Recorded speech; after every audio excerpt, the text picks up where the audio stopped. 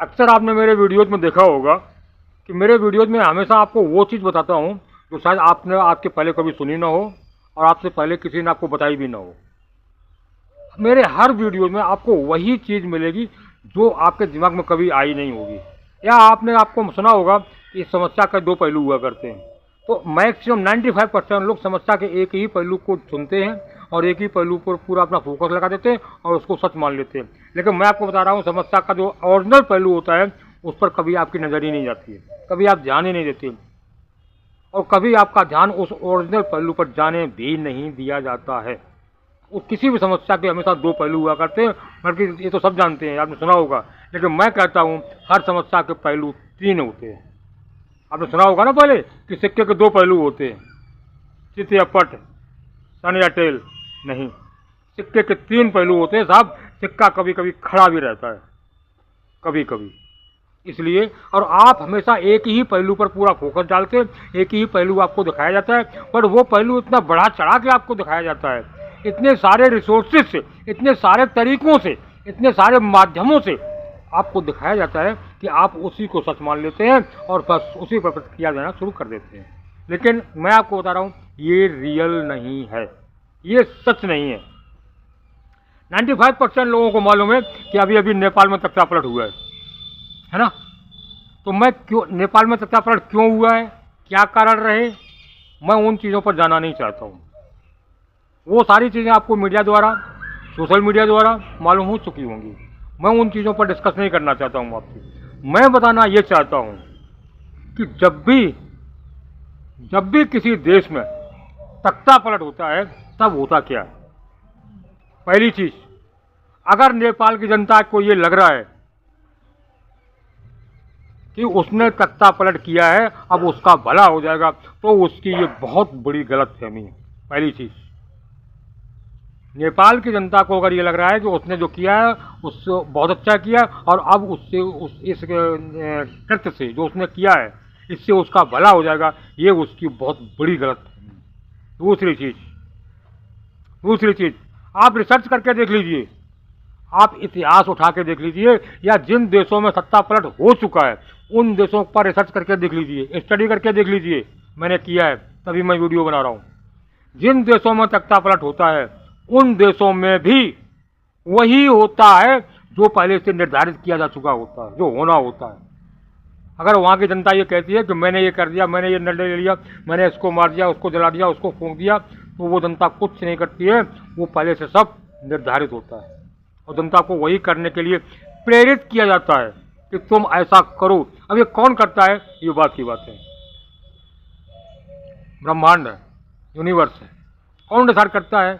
बशर्ते मैं कहना सिर्फ इतना चाहता हूँ कि वो लोग, उन देशों की जनता ये ना सोचे कि मैंने जो कर दिया वो बहुत अच्छा किया है। तुमने बिल्कुल अच्छा नहीं किया, अपने लिए, अपने परिवार के लिए, अपने समाज के लिए, अपने प्रदेश के लिए, अपने देश के लिए और अपने देश की जनता के लिए और अपना और अपने बच्चों के भविष्य के लिए बिल्कुल अच्छा निर्णय नहीं लिया।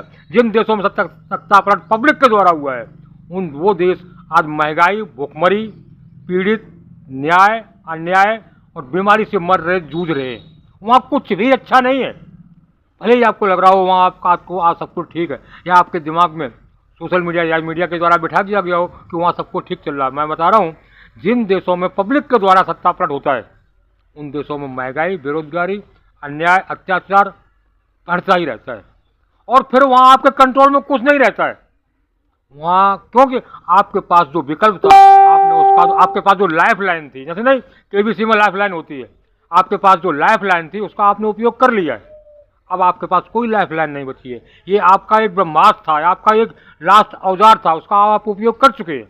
अब इसके बाद आपके पास कोई ऑप्शन नहीं है, लेकिन आपके साथ होगा फिर भी वही जो पहले से हो रहा था, होगा फिर भी वही। अब आप इसे भी रोक नहीं पाएंगे। क्यों?